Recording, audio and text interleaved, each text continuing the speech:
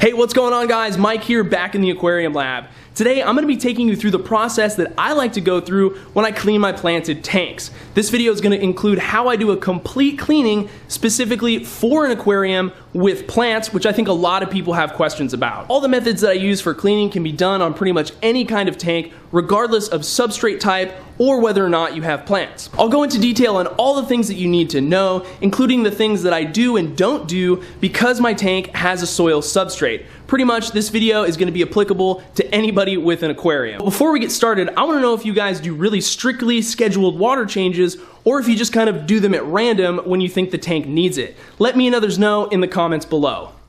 Alright guys, so let's start out by taking a look here at my neglected Tetra tank. I'm going to go ahead and pretend like I did this on purpose just for the sake of the video. You can also tell based on the scape that this footage is a few months old. Didn't want to freak anybody out here. Now I like to do routine cleanings and water changes once every 2 weeks or so to prevent the tank from getting crazy like this. At this point, the tank hasn't really been worked on at all in about a month and a half or something like that. You'll notice that we kind of have a lot of things to cover here, a lot of things that we need to clean, and I think it represents pretty well what can happen to someone's aquarium if left alone for a little too long. So let's just get right into it. The first thing you might want to do is turn your filter off to avoid overloading your mechanical filtration. I only really do this if I know I'm going to be kicking up a bunch of material and or if I'm doing a water change that's going to remove water below my filter's input.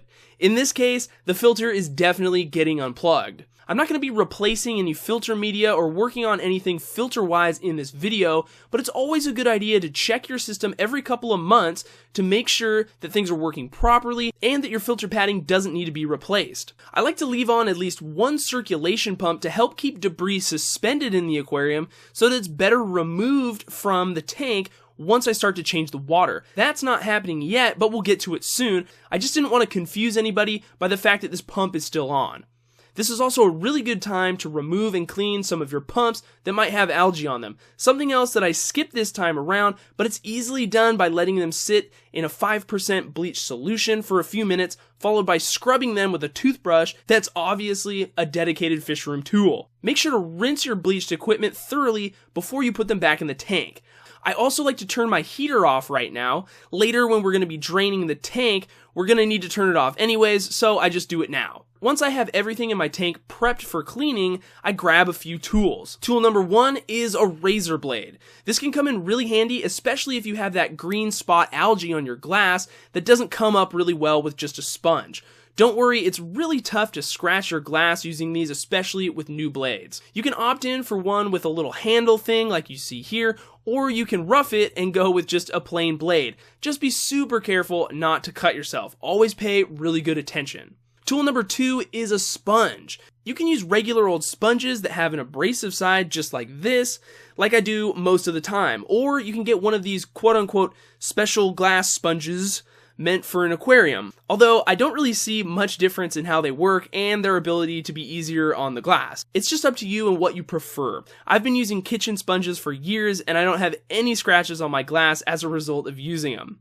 I grabbed one of these handled scrubbers meant for aquariums just because I felt like trying something new. Another alternative is using a mag float.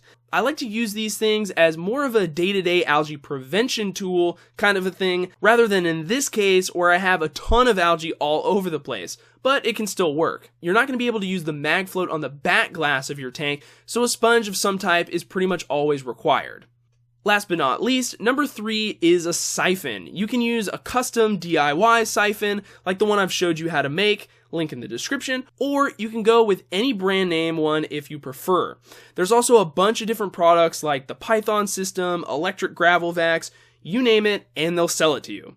I think it's best to just use the simple stuff here, but if the position or location of your tank is dictating some special equipment, by all means, do what makes this process easier for you. This tank is positioned right next to a door that leads to the outside and right next to a hose, so I don't need much else to change my water. If this tank wasn't so far away from a sink, I would probably end up using the Python water change system that lets you siphon and fill your tank from a single sink. I'll throw links to all the water change related gear down in the description if you're looking to upgrade some of your tank maintenance tools. Now that that's out of the way, let's finally start cleaning this tank, guys. Okay, so with the filter, internal CO2 diffuser, and heater turned off, I begin to work on the algae I have on the back wall of the tank. Again, my main power head is still running as to keep this algae suspended for later when we change the water. I'm going to try out this new scrubber that I got, just working my way around the tank. When I get to this back portion with the driftwood, I have to switch to a regular sponge just because it's so cramped back here. There are some areas that I can't really get to very well behind the huge java fern and rocks that they're attached to, but I just do my best. I then move to the front of the tank where I can take care of the algae down near the substrate. When cleaning the glass at the bottom, be really careful not to kick up a ton of substrate that can get caught up under your sponge. This is a great way to scratch up your glass, so be careful. You can usually feel if you have some substrate or maybe some snails up under your pad, just be mindful of it. Next, I continue with the glass, making my way over to the sides of the tank. Near the CO2 diffuser, there's a pocket of concentrated algae that you can see, which is a typical occurrence since algae and cyanobacteria use it for growth just like our plants do. I work around the pumps and then remove them so that I can get everything. If you happen to be cleaning out your planted aquarium, now is also a great time to trim your plants. I take a look at the overall state of things and pick out a few stems of the S. repens and Pogostemon here in the front to cut out and place into some of my other tanks. I also spend a little bit of time picking out some of the dead java fern leaves within the large clusters on the left side and right side of the tank. Removing dead plant material that's already detached from plants is a really good practice, mainly for looks in a system like this, but it can also help reduce the collective amount of detritus in your tank. More importantly, in my opinion, is to search for healthy plants that have dying leaves still attached to them and remove them. Typically seen in the old growth and in areas where plants that might be overshaded, dying or dead leaves that are still attached to the main plant will waste energy and can inhibit growth rates as well as other factors that make a healthy plant a healthy plant. With all the plant work now done, it's time to start removing water from the tank. I'm using a garbage can here for this example. I'll be able to get about 75% of the water out of this tank and still have room in the can to move this thing around without splashing all over the place. Whenever you're not physically using the siphon, or you're taking a break, or maybe you're just watching the tank slowly drain, I recommend you get yourself some clamps like you see me using to hold the siphon in place. They're just super handy. I have like 10 of these things laying around my aquarium room. Now within this portion of maintenance and water changes, we're going to start to see differences between what to do and what not to do based on what type of tank you have. I'll try and be really specific here. The first thing I do is switch off the main circulation pump that has been on this entire time, and I do this only because the water level is about to drop down below it. The first step is starting your siphon, and of course to make sure the end of the tube is in your bucket or garbage can or wherever. To keep all the detritus, algae, and leftover plant material kicked up, I swirl the siphon tube around and try and suck up anything large that makes its way near me. I also like to go into planted areas of the tank and wave my hand back and forth to kick up detritus and plant material that's settled down into these thicker areas. This is an easily overlooked step, and if you're having algae problems, it's a great technique for trying to combat it. Furthermore, in the case of a planted tank, it's a really good idea to lightly press the siphon down onto some of the dense planted areas, such as the S. repens carpet that I have, where there's a lot of detritus that settles down deep, and it's protected even from when I violently shake my hand over the top of the plants. This plant vacuuming, if you will, is basically as far as I go, and this is where the biggest differences are when it comes to cleaning a planted tank versus a traditional aquarium. Now there's always little exceptions and everyone likes to do things their own way, so of course I have to generalize a bit here. Because my tank has soil under the top layer of sand, I don't do any gravel vacuuming, like you would do in a traditional aquarium or even a planted aquarium that lacks soil. I might touch up a few areas of the sand where I can see large debris, but just a light pressing and it doesn't penetrate down into the soil layer.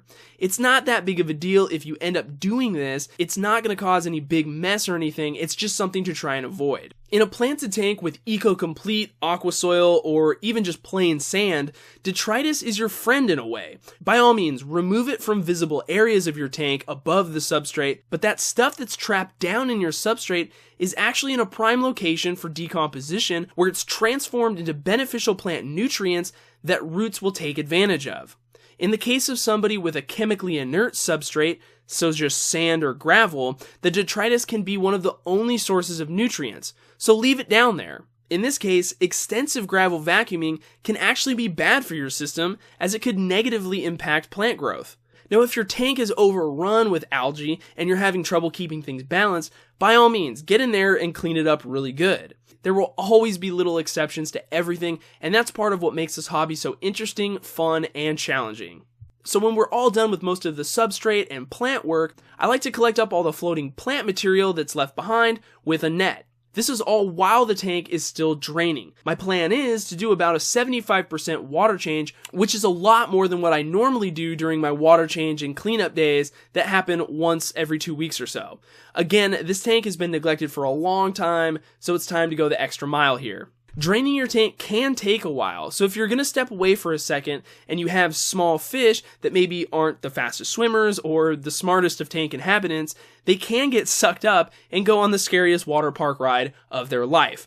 It's definitely happened to a cory cat or two and things like small neon tetras, so I like to cover up the input to prevent taking any risk of losing fish. I just plug it up with a chunk of filter pad and that's it. Once the tank is down to about 20-25% remaining, I then grab my source of new water. Now, there are several different ways to add fresh water back to your aquarium. I use a method that is by far the most crude way to do it, but I'll give you my reasoning here in a second, as well as some more accepted methods. What I do is slowly add water straight from a hose. This water is cold, and it's going to cause a pretty big temperature swing in my tank, especially if I do it fast. This temperature swing is lessened, of course, by doing it very, very, very slowly and moving my heater into a position where it's completely submerged so that I can turn it on right away. Now, I do it this way because I'm super far away from a hot water line or anything like a sink where I could modulate the temperature and match it to the existing water. This would be the ideal situation in my opinion, but I don't have the ability out here. I can get away with doing it this way because I go very slowly and because the fish I keep are, in general, pretty hardy.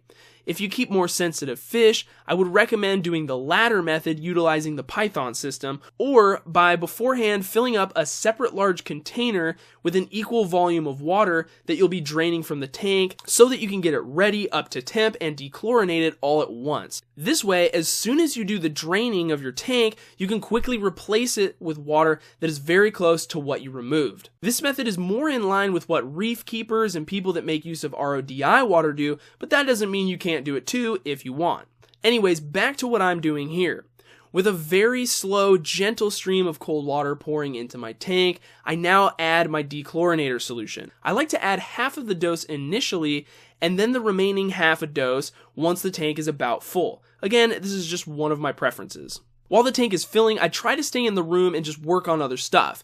It's super easy to get distracted, leave, go make food, go to the store, go watch a movie, and eventually come back to find your room completely flooded. Don't do that, hang out nearby, and enjoy your hard work because it's about to pay off. Once the water level allows it, I turn back on my filter, the pumps, and remember that my heater has been on this whole time, so I don't have to add that to the list. I like to fill my tanks up just above the bottom of the brace so that you can't see the water line. Now that I'm done with all the heavy lifting, I can finish up with just a few last things that make all the difference. First is optional. I've been dosing this tank regularly with potassium nitrate, and since 75% of its water is now new, I'm going to add back some KNO3 to maintain my normal levels. Next, I grab some Windex and wipe down the front of the tank. This is going to help remove old water stains and get all the drips off this thing so it looks brand new. Last, I always like to give my fish a little bit of food as a way of saying thanks for being so patient. Right after the water change, your tank won't be crystal clear. You might see some debris floating around here and there. Just give it a few hours and things should be looking great. Thanks so much for watching, guys. I hope you enjoyed this video. If you did, leave it a thumbs up and subscribe if you haven't already. Don't forget to check out DIY Aqua Pros on Facebook and Instagram for some awesome daily pics and videos. We'll see you next time.